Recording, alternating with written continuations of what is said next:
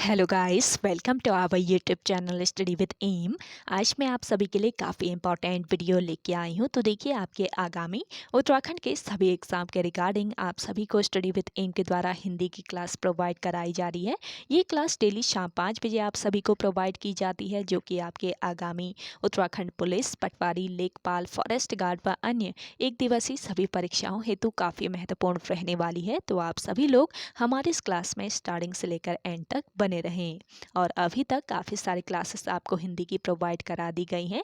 तो जिन लोगों ने पुरानी क्लासेस नहीं देखी हैं, स्टडी विद एम पर प्लेलिस्ट अपडेट कर दी गई है, तो वहाँ पे आप विजिट करके अब तक के सारे क्लासेस को एक साथ देख सकते हैं। तो चलिए आज के इस क्लास को हम स्टार्ट करते हैं। स्टार्ट करने से पहले जिन लोगों ने अभी तक हमारे YouTube channel study with M को सब्सक्राइब नहीं किया है, वो सब्सक्राइब कर लें। साथ ही साथ बगल में जो बेल आइकन दिख रहा है, इसे भी प्रेस कर लें, ताकि हम कोई भी वीडियो डालते हैं तो उसका नोटिफिकेशन आपके पास जल्द से जल्द पहुंच जाए। आप सभी लोग हमारे टेलीग्राम चैनल को भी ज्वाइन कर सकते हैं।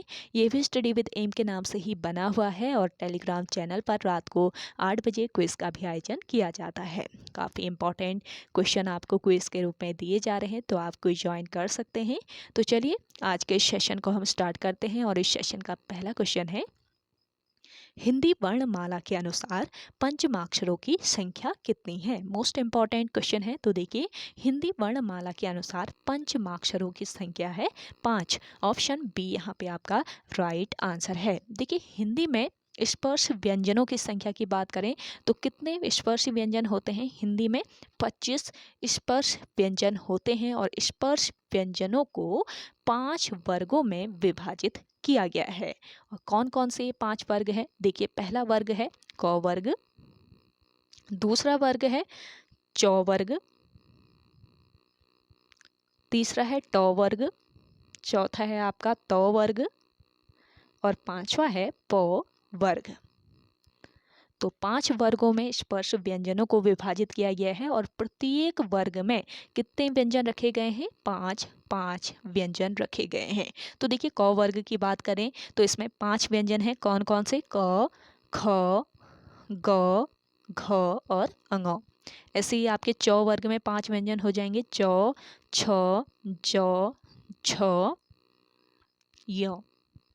ट वर्ग में 5 व्यंजन हैं, ट, ठ, ड, ढ, अण। त वर्ग में 5 हैं, त, थ, द, थ, न। ऐसे ही प वर्ग में भी 5 व्यंजन रखे गए हैं, प, फ, ब, भ, म। तो 5 वर्गों में 5 व्यंजन रखे गए हैं। अब इन वर्गों में अंतिम व्यंजन कौन कौन से हैं? देखिए, जो आपके अंतिम व्यंजन यानी कि 5वें नंबर के जो व्यंजन हैं, क, ख, ग, घ, अंग, ये 5वें नंबर का व्यंजन है। तो ये 5वें नंबर के व्यंजन पंचमाक्षर कहलाते हैं। ये आपको याद रखना है। 5वें नंबर के जो वर्ण होंगे, ये क्या कहलाएंगे? आपके पंचमाक्षर कहलाएंगे। तो ब्राह्मी लिपि से एवं उससे व्युत्पन्न अधिकांश लिपियों की वर्णमाला के प्रत्येक वर्ग के 5वें वर्णों के समूह को पंचमाक्षर कहते हैं। और हिंदी भाषा की लिपि कौन सी है? देवनागरी है। हिंदी भाषा की लिपि कौन सी है? देवनागरी।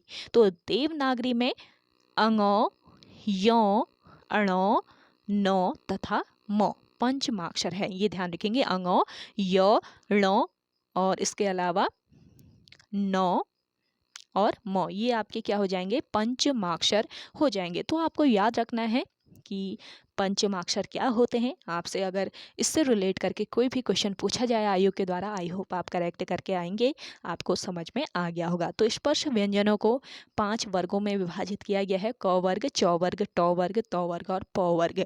और इन वर्गों के 5वां जो वर्ण है उसको क्या कहा जाता है? पंचमाक्षर कहा जाता है।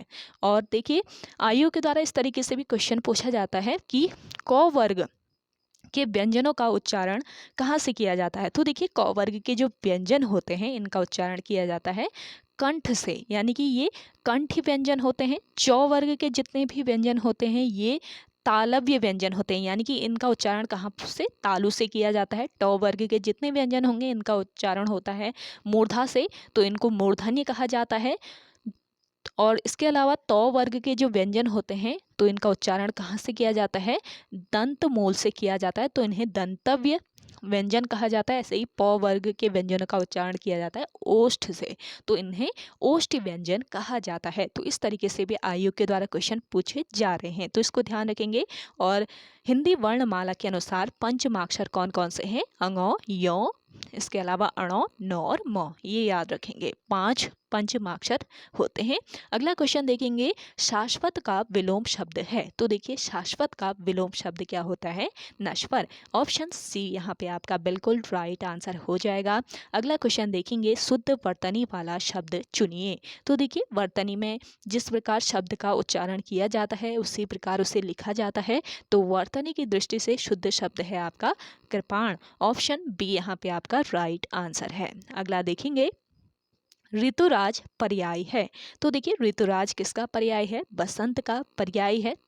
और ऋतुराज, इसके अलावा मधुमास, मधुमास भी बसंत का पर्याय है, और माघ भी बसंत का पर्याय है। अगला क्वेश्चन देखें, निम्नांकित में से कौन सा संयुक्त व्यंजन नहीं है। तो देखिए इनमें से बताना है कौन सा संयुक्त व्यंजन नहीं है। आपको संयुक्त व्यंजन पता होंगे तभी इसको आप करेक्ट कर पाएंगे। तो हिंदी में कितने संयुक्त व्यंजन होते हैं, 4 संयुक्त व्यंजन होते हैं, ये ध्यान रखेंगे। संयुक्त व्यंजनों का उच्चारण अन्य व्यंजनों की सहायता से किया जाता है, ये ध्यान रखेंगे। संयुक्त व्यंजनों का जो उच्चारण है वो अन्य व्यंजनों की सहायता से किया जाता है, और उनकी संख्या होती है 4। कौन कौन से ये व्यंजन है, श, त्र, ज्ञ और श। तो हिंदी में संयुक्त व्यंजन होते हैं 4, ये ध्यान रखेंगे। हिंदी वर्णमाला में 4 संयुक्त व्यंजन होते हैं, श, त्र, ज्ञ और श। देखिए श जो है ये किसके योग से बना हुआ है, आधा क और श के योग से बना है। ऐसे ही त्र जो है ये आधा त और र के योग से बना हुआ है। ज्ञ जो है ये आधा ज और यों के योग से बना हुआ है, जबकि श्र जो है ये आधा श और र के योग से बना हुआ है। तो हिंदी वर्णमाला में अगर आपसे पूछा जाए कि श, ये वाला जो श है ये किसके बाद आता है, तो आपका राइट आंसर वहाँ पे क्या होगा, क के बाद श आता है, क्योंकि ये आधा क और श के मिलने से बना हुआ है। ऐसे ही त्र, एक बार आयु के द्वारा पूछा गया है ये क्वेश्चन कि हिंदी वर्णमाला में त्र किसके बाद आता है, तो किसके बाद, आधा त के बाद आता है त्र। तो इसको याद रखेंगे आप, तो ये आपका इम्पॉर्टेंट पॉइंट है। अगला क्वेश्चन देखेंगे, अग्नि का विशेषण होगा। तो देखिए अग्नि का विशेषण बताना है तो क्या हो जाएगा, आग्नेय। ऑप्शन बी इस क्वेश्चन का राइट आंसर है। अगला देखेंगे, पाटल का अर्थ है। पाटल का अर्थ क्या होता है, गुलाब। ऑप्शन बी यहाँ पे आपका राइट आंसर है। अगला क्वेश्चन देखेंगे, निम्नांकित में से कंठ्य ध्वनियां हैं। तो देखिए यहाँ पे कंठ्य ध्वनियां बतानी है, किन ध्वनियों का उच्चारण कंठ से किया जाता है, तो ये बताना है। यहाँ पे आपका राइट आंसर हो जाएगा, कंठ्य ध्वनियाँ कौन कौन सी है, क, ख, ग, घ। अभी मैंने बताया था ना आपको कंठ्य ध्वनियाँ कौन कौन सी है, किन व्यंजनों का उच्चारण कंठ से होता है, क, ख। क वर्ग के जितने भी व्यंजन होते हैं इनका उच्चारण कंठ से होता है, तो कंठी ये व्यंजन हो जाएंगे। ऑप्शन सी इस क्वेश्चन का राइट आंसर है। और देखिए प, फ, ब, भ, ये प वर्ग के व्यंजन है, तो इनका उच्चारण कहाँ से होगा, ओष्ठ से, यानी कि ये ओष्ठ्य व्यंजन होंगे, तो ये आपको याद रखना है। य, र, ल, व। अब देखिए य, र, ल और व, इनका उच्चारण कहाँ से किया जाता है, देखिए य जो है ये आपका तालव्य व्यंजन है, तालु से इसका उच्चारण होता है। र का उच्चारण होता है दंत मूल से, दंत मूल से इसका उच्चारण हो जाता है, तो इसको वत्सरीय व्यंजन या दंतमूल व्यंजन कहा जाता है, दंतव्य व्यंजन या वत्सरीय व्यंजन कहा जाता है इसको। तो ल की बात करें तो ल का उच्चारण कहाँ से, ये भी दंत मूल से इसका उच्चारण किया जाता है, तो इसको भी दंतव्य व्यंजन या फिर वत्सरी व्यंजन कहा जाता है। और व का उच्चारण कहाँ से, दंत ओष्ठ से होता है, दंत ओष्ठ से इसका उच्चारण किया जाता है। तो कहाँ से किसका उच्चारण किया जाता है ये पता रहना चाहिए। और चौ, छ, ज, झ की बात करें तो चौ, छ, ज, झ, और यौ, ये आपके चौ छ जौ झ और यौ, ये चौ वर्ग के व्यंजन हैं और इनका उच्चारण कहाँ से किया जाता है? तालु से, यानी कि ये आपके तालव्य व्यंजन हो जाएंगे। तो मोस्ट इंपॉर्टेंट क्वेश्चन है, इनको जरूर आप याद रखेंगे। अगला क्वेश्चन देखेंगे, बुनाई शब्द में कौन सा प्रत्यय है? तो बुनाई शब्द में बताना है प्रत्यय। देखिए प्रत्यय जो होते हैं ये शब्दों के एंड में लगकर, यानी कि शब्दों के अंत में जुड़कर उनमें परिवर्तन या विशेषता लाते हैं। तो बुनाई शब्द का अगर हम संधि विच्छेद करें तो क्या हो जाएगा? बुन, बुन धन आई। तो इसमें कौन सा प्रत्यय जुड़ा हुआ है? आई प्रत्यय जुड़ा हुआ है। तो यहाँ पे आपका राइट आंसर हो जाएगा ऑप्शन बी, आई। अगला देखेंगे, मनोरंजन शब्द में कौन सी संधि है? देखिए मनोरंजन शब्द का संधि विच्छेद करेंगे तो क्या हो जाएगा? मनः धन रंजन, मनः धन रंजन, इसका सही संधि विच्छेद हो जाएगा। तो ये किस संधि का देख सकते हैं, यहाँ पे विसर्ग लगाए तो ये विसर्ग संधि का उदाहरण है। ऑप्शन बी इस क्वेश्चन का बिल्कुल राइट आंसर है। अगला क्वेश्चन देखेंगे, कमल नयन में कौन सा समास है? तो आपके सिलेबस में है नहीं समास, एक दो क्वेश्चन ऐड हुए हैं बस, तो आप सभी लोग इनको स्किप कर लीजिए। और इसका वैसे राइट आंसर बता देती हूँ मैं, करेक्ट आंसर हो जाएगा आपका ऑप्शन ए, कर्मधारय। अगला क्वेश्चन देखेंगे, सुलभ शब्द का विलोम है। तो देखिए यहाँ पे सुलभ शब्द का विलोम बताना है, क्या हो जाएगा? दुर्लभ। सुलभ का विलोम हो जाएगा दुर्लभ। अगला क्वेश्चन देखेंगे, निश्चिंत हो जाना किस मुहावरे के लिए प्रयुक्त होता है? तो देखिए निश्चिंत हो जाना ये किस मुहावरे के लिए प्रयुक्त होता है? यहाँ पे आपका राइट आंसर हो जाएगा ऑप्शन बी, घोड़े बेचकर सोना। घोड़े बेचकर सोना मुहावरे का अर्थ होता है निश्चिंत हो जाना, यानी कि ऑप्शन बी बिल्कुल राइट आंसर है। अगला क्वेश्चन देखेंगे, विद्वान का स्त्रीवाची रूप है। तो देखिए विद्वान का स्त्रीलिंग अगर हम करें तो क्या हो जाएगा? स्त्रीवाची रूप बताना है तो विदुषी हो जाएगा। ऑप्शन सी इस क्वेश्चन का राइट आंसर है। अगला देखेंगे, निम्न में से गंगा का पर्यायवाची कौन सा शब्द नहीं है? गंगा के पर्यायवाची शब्द कौन कौन से होते हैं? देखिए भागीरथी, इसके अलावा मंदाकिनी, देव नदी, जानवी, इसके अलावा देवपग, सुरधुनी, ये सभी गंगा के पर्यायवाची हैं। लेकिन सारिका नहीं है। सारिका किसका पर्यायवाची है? कोयल का। कोयल, कोकिला, पिक, बसंत दूत, वनप्रिया, कुकुहुनी, ये सभी आपके सारिका के पर्यायवाची हैं। इनको भी आप याद रखेंगे। आप सभी को सेशन पसंद आ रहा है तो जल्दी से लाइक कर लीजिए। जिन लोगों ने अभी भी हमारे YouTube channel study with M को सब्सक्राइब नहीं किया है वो सब्सक्राइब कर लें। काफ़ी इंपॉर्टेंट आप सभी को यहाँ पे स्टडी विद एम के द्वारा क्लासेस प्रोवाइड कराई जा रही हैं। हिंदी की आप सभी को डेली शाम 5 बजे दी जाती है क्लासेस, साथ में प्रैक्टिस सेट आपको बिल्कुल फ्री ऑफ कॉस्ट दिए जा रहे हैं आपके आगामी सभी एग्ज़ाम के लिए।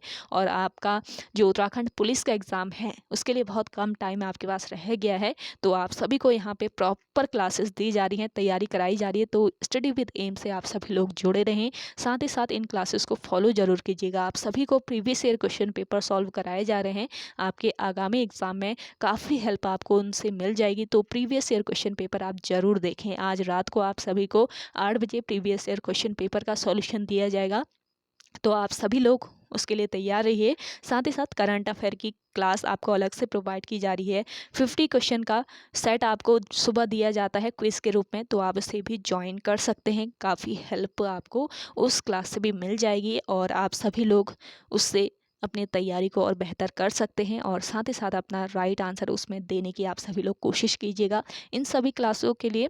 और ऐसे ही आगे की इंटरेस्टिंग क्लासेस के लिए स्टडी विद एम को आप सभी लोग सब्सक्राइब कर लीजिए और सेशन ज़रूर शेयर कीजिएगा अपने दोस्तों के साथ अपने व्हाट्सएप ग्रुप्स में। चलिए अगला क्वेश्चन देखते हैं।